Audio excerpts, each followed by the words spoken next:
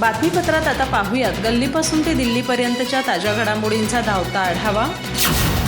उपमुख्यमंत्री तथा राज्याचे गृहमंत्री देवेंद्र फडणवीस यांच्या मंत्रालयातील कार्यालयात तोडफोड करण्यात आली आहे। काल संध्याकाळी उशिरा ही घटना घडली। एका अज्ञात महिलेनं देवेंद्र फडणवीस यांच्या मंत्रालयातील कार्यालयाच्या बाहेर असलेली पाटी देखील फोडून फेकल्याची माहिती समोर आली आहे। या प्रकरणाची आता पोलीस आयुक्तांनी गंभीर दखल घेत तपास सुरू केलाय।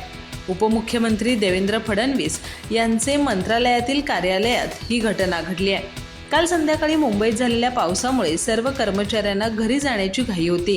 त्याच वेळेस एक अज्ञात महिलेनं देवेंद्र फडणवीस यांच्या कार्यालयाबाहेरील पाटी काढून फोडून फेकून दिले। त्यानंतर ही महिला फडणवीस यांच्या कार्यालयात देखील घुसली। या महिलेनं कार्यालयातील झाडांच्या कुंड्या देखील फोडल्या। यावेळी महिलेनं जोरात आरडाओरड केली, मात्र यामागचं नेमकं कारण अद्याप समजू शकलं नाही। त्यानंतर ही महिला तेथून पसार झाल्याची माहिती देखील मिळाली आहे। आगामी विधानसभा निवडणुकीच्या दृष्टिकोनातून राज्यात सर्वच राजकीय पक्षांनी तयारी सुरू केली आहे। त्यातच उपमुख्यमंत्री देवेंद्र फडणवीस यांच्यावर विरोधी पक्षातील नेत्यांचे शाब्दिक हल्ले वाढलेत, तर दुसरीकडे राज्यातील मराठा आरक्षण, धनगर आरक्षण तसंच ओबीसी आरक्षणातील नेते देखील देवेंद्र फडणवीस यांच्यावर निशाणा साधतायत। एकंदरीत आगामी विधानसभा निवडणुकीचे केंद्रबिंदू ठरलेल्या देवेंद्र फडणवीस यांच्या कार्यालयात झालेल्या तोडफोडीमुळे याविषयी चांगलीच चर्चा रंगली आहे। विरोधी पक्षनेते विजय वडेट्टीवार यांनी सरकारवर टीका केली आहे। एका पोस्टच्या माध्यमातून त्यांनी फडणवीसांवर निशाणा साधलाय। ते म्हणाले की मंत्रालयातील 6व्या माळ्यावर गृहमंत्री देवेंद्र फडणवीस यांचं कार्यालय आहे। याच कार्यालयाबाहेर एक महिला गृहमंत्र्यांच्या नावाची पाटी तोडून आपला राग व्यक्त करताना व्हिडिओ दिसत आहे। एकीकडे सरकारचे लाडक्या बहिणीचे इव्हेंट सुरू आहेत, तर दुसरीकडे एक महिला मंत्रालयात येऊन संतापाने नावाची पाटी फोडतीये। राज्यातील ही दोन चित्र खूप काही सांगून जात आहेत। दरम्यान स्वतः देवेंद्र फडणवीस यांनी सदर महिलेनं हे कृत्य एखाद्या रागातून केलं का, तिची व्यथा आहे का, हे समजून घेऊन पुढील कारवाई करण्याचे संकेत दिलेत। देवेंद्र फडणवीस म्हणाले, मंत्रालयात घडलेली तोडफोडीची घटना आजची नव्हे तर कालची आहे। त्या महिलेचे काय म्हणणं होतं, तिनं कशासाठी हे कृत्य केलं, हे निश्चितपणे आम्ही समजून घेऊ। एखाद्या रागातून तिनं हे कृत्य केलं का, तिची काही व्यथा आहे का, हेही आम्ही समजून घेऊ। सरकार तिची व्यथा दूर करण्याचा प्रयत्न करेल। विरोधक या प्रकरणी सरकारवर टीका करतायत, पण ते सध्या हताश आणि निराश झालेत। त्यांच्याकडे कोणतेही मुद्दे उरले नाहीत। मलाही टीका करता येईल, त्यांच्या काळात काय काय झालं हे मलाही सांगता येईल, पण कुणी खालच्या पातळीवर उतरलं असेल तर माझ्यासारख्याने त्यांच्यासोबत खाली उतरण्याची गरज नाही। एखादी बहीण चिडली असेल, तिची काही व्यथा असेल तर ती आपण समजून घेऊ। विशेषतः कुणी तिला जाणीवपूर्वक पाठवलं असेल तर ते देखील समजून घेऊ। यामागं काही वेगळं असेल तर तेही समजून घेतलं असेल, असं देवेंद्र फडणवीस म्हणाले। गृहमंत्री देवेंद्र फडणवीस पुढे म्हणाले, विरोधकांच्या काळात मुख्यमंत्र्यांच्या कार्यालयात येऊन लोकांनी स्वतःच्या अंगावर पेट्रोल ओतून घेतलं होतं। शेवटी आपल्या मंत्रालयात आपण सर्वांना प्रवेश देतो, यासंबंधी कोणतीही अडवणूक केली जात नाही। त्यामुळे काही जण पहिल्या मजल्यावरून जाळीवर उडी मारतात, तर कधी ते रोष प्रकट करतात। याचा अर्थ ते आमचे शत्रू आहेत असं नाही, त्यांच्या काही अडचणी असतात, प्रश्न असतात, ते दूर करण्याचा प्रयत्न आम्ही करतो। उद्या सुरक्षेच्या नावाखाली आपण मंत्रालयाचे दरवाजे बंद केले तर ते कसं चालेल? अक्षय शिंदे याच्या मृतदेहाचं दफन करण्यासाठी सोमवारपर्यंत जागा उपलब्ध करून देण्याचे आदेश मुंबई उच्च न्यायालयाने दिले आहेत। मृतदेह दफन करण्यासाठी आम्ही जागा शोधत असल्याची माहिती प्रशासनाच्या वतीनं न्यायालयाला देण्यात आली होती। त्यानंतर न्यायालयाच्या वतीनं सोमवारपर्यंत जागा शोधण्याचे आदेश दिले आहेत। अक्षय शिंदे एन्काउंटर प्रकरणात ठाणे पोलिसांनी गोळ्या घालून ठार केलेल्या बदलापूर अल्पवयीन मुलींच्या लैंगिक अत्याचार प्रकरणातील आरोपीच्या वडिलांची याचिका मुंबई उच्च न्यायालयाने तातडीची सुनावणीसाठी मंजूर केली होती। वडिलांनी दाखल केलेल्या अंतरिम अर्जात म्हटलं होतं की स्थानिक संस्थेचे CEO त्यांच्या मुलाच्या दफनविधीसाठी जमीन देत नाहीत। न्यायमूर्ती रेवती मोहिते डेरे आणि मिलिंद साठे यांच्या न्यायपीठासमोर आज दुपारी या याचिकेवर सुनावणी झाली। यात न्यायालयाने सोमवारपर्यंत दफनविधीसाठी जमीन उपलब्ध करण्याचे आदेश दिलेत। बदलापूर लैंगिक शोषण प्रकरणातील आरोपी अक्षय शिंदे याचं सोमवारी सायंकाळी एन्काउंटर झालं, पण त्यानंतर अद्याप त्याच्या मृतदेहावर अंत्यसंस्कार झाले नाहीत।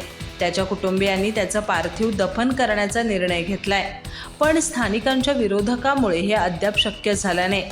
आता पोलिसांच्या मदतीनं त्याच्या दफनविधीसाठी जागा शोधली जाते. दरम्यान अक्षयच्या कुटुंबियांनी केंद्रीय गृहमंत्री अमित शहा आणि राज्याचे गृहमंत्री देवेंद्र फडणवीस यांना पत्र लिहून सुरक्षा पुरवण्याचीही मागणी केली आहे. त्यात अक्षयच्या वडिलांनी न्यायालयात याचिका दाखल देखील केली होती. यात आता न्यायालयाने वरील आदेश दिलेत. राष्ट्रवादी काँग्रेस शरदचंद्र पवार पक्षाचे नेते जितेंद्र आव्हाड यांच्या पत्नी ऋता आव्हाड यांनी कुख्यात अतिरेकी ओसामा बिन लादेनची तुलना माजी राष्ट्रपती डॉक्टर APJ अब्दुल कलाम यांच्याशी केली आहे. ऋता आव्हाड यांनी गुरुवारी ठाण्यातील एका कार्यक्रमाला हजेरी लावली. तिथे त्यांनी शिक्षणाचं महत्त्व या विषयावर विद्यार्थ्यांना मार्गदर्शन करताना सांगितलं की प्रत्येकाने लादेनचे जीवनचरित्र वाचावं, त्यातून तो दहशतवादी कसा बनला हे समजू शकेल. आव्हाड म्हणाल्या, जसं अब्दुल कलाम राष्ट्रपती झाले त्याचप्रमाणे लादेनही दहशतवादी झाला. लादेन हा त्याच्या आईच्या पोटातून दहशतवादी म्हणून जन्माला आला नव्हता. समाजाने त्याला दहशतवादी बनण्यास भाग पाडलं. भाजपने या विधानाप्रकरणी ऋता आव्हाड यांच्यासह राष्ट्रवादीच्या शरद पवार गटावर निशाणा साधलाय. भाजपचे प्रवक्ते शेहजाद पुनावाला यांनी एक्सवर लिहिलं, राष्ट्रवादीच्या शरद पवार गटाचे नेते जितेंद्र आव्हाड यांच्या पत्नीने ओसामा बिन लादेनचं कौतुक केलं आहे. त्यांनी त्याची तुलना APJ अब्दुल कलाम यांच्याशी केली आहे. जितेंद्र आव्हाड यांनी इशरत जहां हिचा बचाव केला होता. इंडिया आघाडीतील नेत्यांनी यापूर्वी याकूब, अफजल, सिमी, कसाब आणि इतरांचाही बचाव केलाय. या प्रकरणी टीकेची झोड उठल्यानंतर ऋता आव्हाड यांनी आपल्या विधानावर स्पष्टीकरण दिलं. त्या एका व्हिडिओ संदेशात म्हणाल्या, विद्यार्थ्यांना प्रोत्साहन देण्यासाठी आणि त्यांना शिक्षणाचं महत्त्व पटवून देण्यासाठी मी 2 भिन्न व्यक्तिमत्वांची 2 उदाहरणं दिली, परंतु माझ्या विधानाचा विपर्यास करण्यात आलाय. भाजपची लायकी बघा, त्यांनी एका पॉर्नस्टारला उभे करून आमच्यासारख्या सर्वांवर आरोप केले, पण आम्ही दुर्लक्ष केलं, अशी टीका ठाकरे गटाचे खासदार संजय राऊत यांनी नाव न घेता भाजप नेते किरीट सोमय्या यांच्यावर केली आहे. संजय राऊत नुकतीच एक पत्रकार परिषद घेतली. यावेळी त्यांना अब्रूनुकसानीच्या खटल्याबाबत विचारणा केली असता त्यांनी यासह विविध मुद्द्यांवर भाष्य केलं. संजय राऊत यांनी 2022 मध्ये मीरा भाईंदर शौचालय प्रकरणात मेधा किरीट सोमय्या यांच्यावर आरोप केले होते. यानंतर मेधा यांनी संजय राऊतांविरोधात अब्रूनुकसानीचा दावा ठोकला होता. या खटल्यात संजय राऊत यांना शिवडी न्यायालयाने दोषी ठरवत 15 दिवसांची कैद आणि 25,000 रुपयांचा दंड अशी शिक्षा सुनावली आहे. यावर आता संजय राऊत यांनी प्रतिक्रिया दिली असून मी लवकरच बाई मी विकत घेतला न्याय असा एक सिनेमा काढणार आहे. ज्या देशात न्याय विकत घेतला जातोय, ज्या प्रकारे न्यायव्यवस्थेचं संघीकरण झालंय, त्यावर आता काय बोलणार असं संजय राऊत म्हणाले. पुढे बोलताना राऊत म्हणाले की मीरा भाईंदर प्रकरणी मी आरोप केले नव्हते. मीरा भाईंदरचे विरोधी पक्षनेते प्रवीण पाटील यांनी सर्व पुराव्यानिशी तक्रार दाखल केली होती. याबाबत प्रताप सरनाईक यांनी देखील पत्र लिहिलं होतं.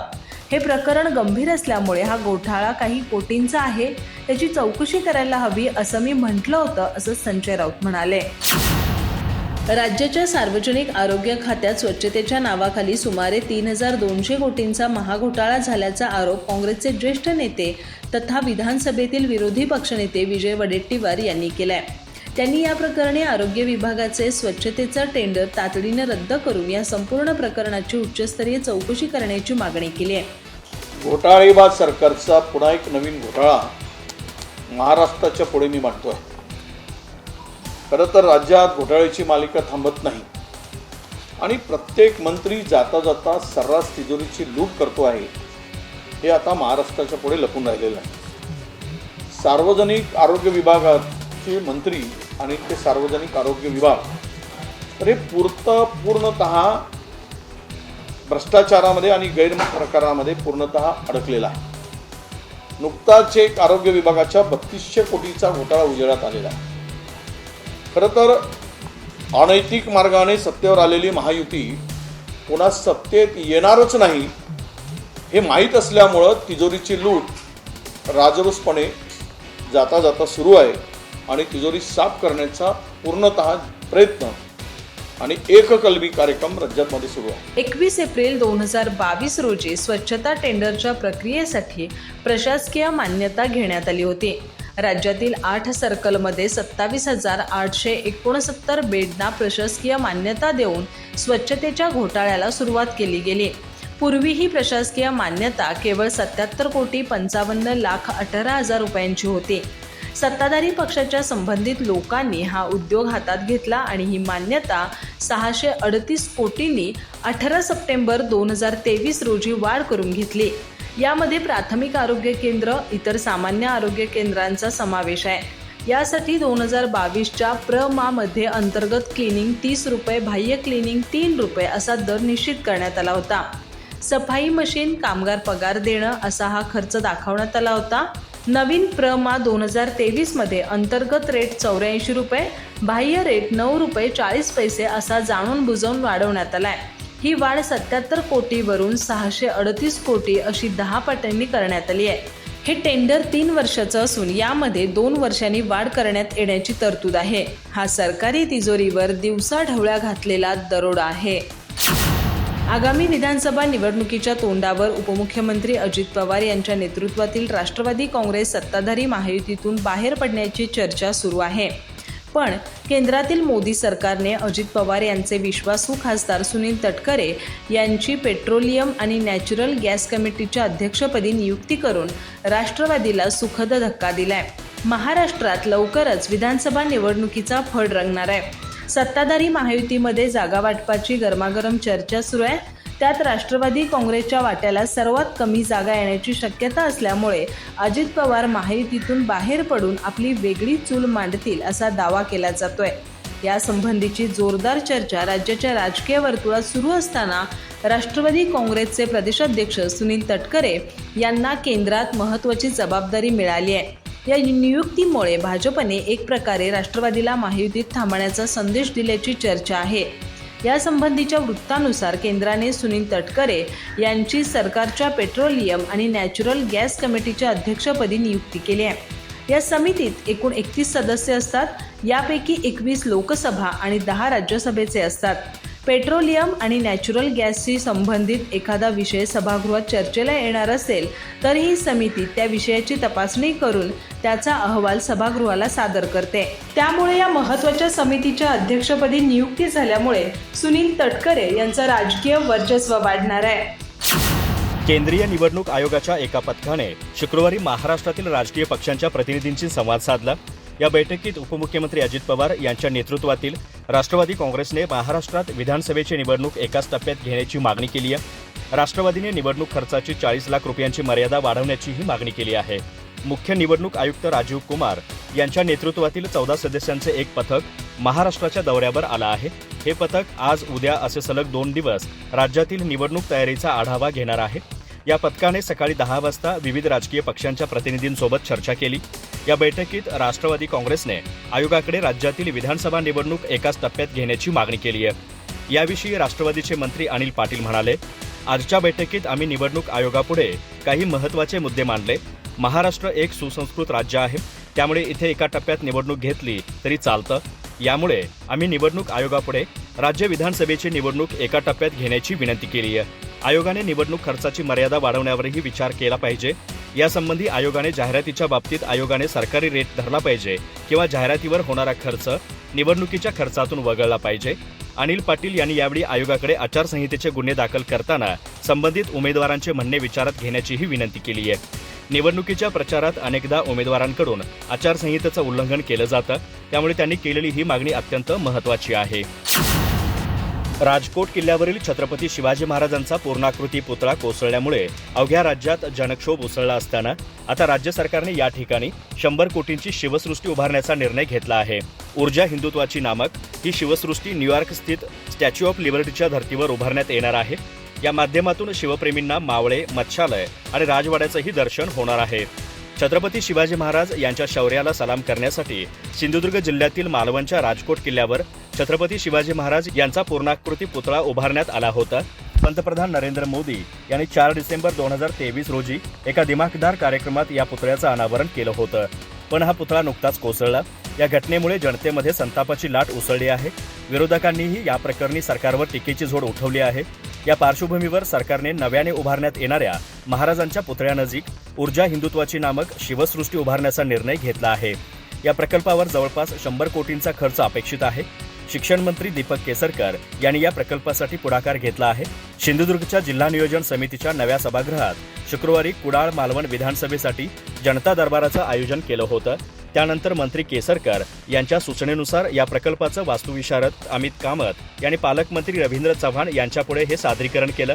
यावेळी बोलताना केसरकर यांनी या प्रकरणी लवकरच मुख्यमंत्री एकनाथ शिंदे, उपमुख्यमंत्री देवेंद्र फडणवीस आणि अजित पवार यांची परवानगी घेतली जाईल असं स्पष्ट केलं. आगामी विधानसभा निवडणुकीत महायुतीचे सरकार जाऊन राज्यात पुन्हा एकदा महाविकास आघाडीचे सरकार येणार असल्याचा दावा करत माजी मंत्री आमदार अनिल परब यांनी मी मंत्री होईल की नाही माहीत नाही, परंतु आमदार रोहित पवार हे नक्की सरकारमध्ये मंत्री होणार असल्याचा विश्वास व्यक्त केला. कर्जत एसटी आगाराचे लोकार्पण झाल्यानंतर झालेल्या सभेत माजी मंत्री परब हे बोलत होते. यावेळी आमदार रोहित पवार यांच्यासह पक्षाचे पदाधिकारी, लोकप्रतिनिधी उपस्थित होते. परब पुढे म्हणाले की आपल्याला लोकप्रतिनिधी म्हणून मिळालेली खुर्ची ही जनतेच्या कामासाठी असेल तर तिचा उपयोग आहे. तुम्ही कर्तव्यदक्ष आमदार आपल्या भागातून निवडून दिला. कर्जत बस आगाराबाबत विभागातील वरिष्ठ अधिकारी नकार घंटा वाजवत होते. मी मंत्री असताना आमदार रोहित पवार यांच्या सततच्या पाठपुराव्यामुळे एका महिन्यात कर्जतच्या बस आगाराला मान्यता मिळवून दिली. आज त्याची वचनपूर्ती कार्यक्रम होत असल्याचा आनंद होत असल्याचे परब म्हणाले. आमदार रोहित पवार म्हणाले की मागील लोकप्रतिनिधी फक्त एसटी आगाराचे पत्र तयार असल्याचे सांगून वेळ मारून नेत होते. आपण मतदारसंघात 2 पोलीस ठाणे, 1 पोलीस प्रशिक्षण केंद्र मंजूर केलं. कर्जत एसटी आगाराचा गेल्या कित्येक वर्षांचा प्रश्न आपण मार्गी लावल्याचंही पवार यांनी म्हटलं.